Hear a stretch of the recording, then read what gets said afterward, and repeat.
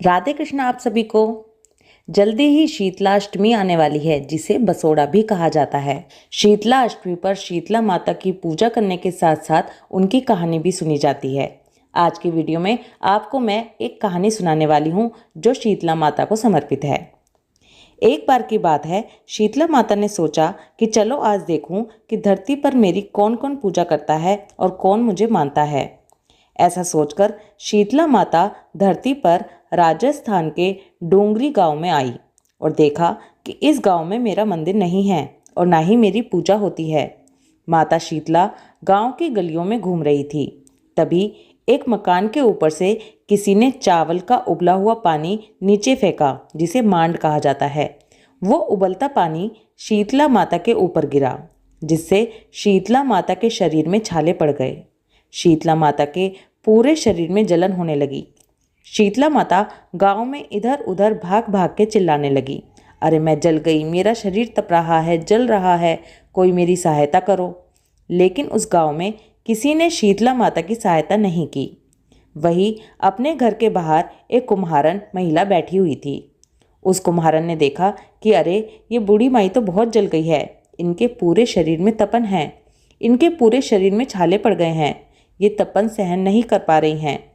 तब उस कुम्हारन ने कहा, हे माँ, तुम यहाँ आकर बैठ जाओ, मैं तुम्हारे शरीर के ऊपर ठंडा पानी डालती हूँ।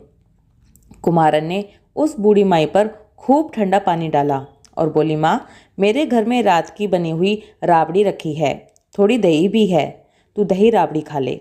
जब बूढ़ी माई ने ठंडी ज्वार के आटे की राबड़ी और दही खाया तो उसके शरीर को बहुत ठंडक मिली।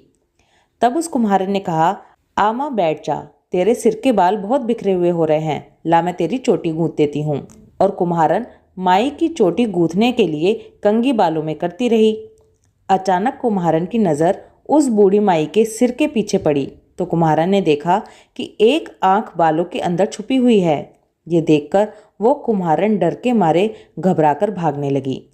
तभी उस बूढ़ी माई ने कहा, रुक जा बेटी, तू डर मत, मैं कोई भूत प्रेत नहीं हूँ, मैं शीतला देवी हूँ। मैं तो इस धरती पर देखने आई थी कि कौन मुझे मानता है, कौन मेरी पूजा करता है। इतना कहकर माता 4 भुजा वाली हीरे जवाहरात के आभूषण पहने, सिर पर स्वर्ण मुकुट धारण किए अपने असली रूप में आ गईं। माता के दर्शन कर कुम्हारन सोचने लगी कि अब मैं गरीब इन माता को कहाँ बिठाऊं। तब माता बोली, हे बेटी, तुम किस सोच में पड़ी हुई हो। तब उस कुम्हारन ने हाथ जोड़कर आंखों में आंसू बहते हुए कहा, हे माँ, मेरे घर में तो चारों तरफ दरिद्रता बिखरी हुई है, मैं आपको कहाँ बिठाऊं। मेरे घर में ना तो चौकी है, ना बैठने का कोई आसन ही है। तब शीतला माता प्रसन्न होकर उस कुम्हारन के घर पर खड़े हुए गधे पर बैठकर एक हाथ में झाड़ू, दूसरे हाथ में डलिया लेकर उस कुम्हारन के घर की दरिद्रता को झाड़कर डलिया में भरकर फेंक आईं और उस कुम्हारन से कहा, हे बेटी, मैं तेरी सच्ची भक्ति से प्रसन्न हूँ, अब तुझे जो भी चाहिए वो मुझसे वरदान मांग ले। तब कुम्हारन ने हाथ जोड़कर कहा, हे माता, मेरी इच्छा है अब आप इसी डूंगरी गांव में स्थापित होकर यहीं निवास करें और जिस प्रकार आपने मेरे घर की दरिद्रता को अपनी झाड़ू से साफ कर दिया है, ऐसे ही आपके जो भी भक्त होली के बाद की सप्तमी को भक्ति भाव से पूजा करें। अष्टमी के दिन आपको ठंडा जल, दही, बासी और ठंडा भोजन चढ़ाएं, उनके घर की दरिद्रता को दूर करना और आपकी पूजा करने वाली महिला का अखंड सुहाग रखना, उसकी गोद को हमेशा हरी भरी रखना।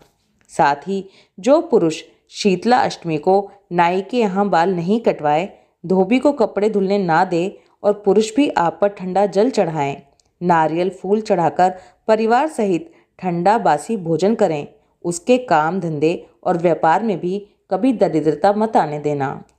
तब माता बोली, तथास्तु। हे बेटी, जो तूने वरदान मांगे हैं मैं वो सब तुझे देती हूँ। तभी उसी दिन से डोंगरी गांव में शीतला माता स्थापित हो गई और उस गांव का नाम हो गया शील की डोंगरी। शीतला सप्तमी के दिन यहाँ बहुत विशाल मेला लगता है। शीतला सप्तमी की पूजा सभी को करनी चाहिए। इस दिन माता को ठंडा जल अर्पित करना चाहिए और बासी खाना खाना चाहिए। बोलो शीतला मैया की जय। राधे कृष्णा।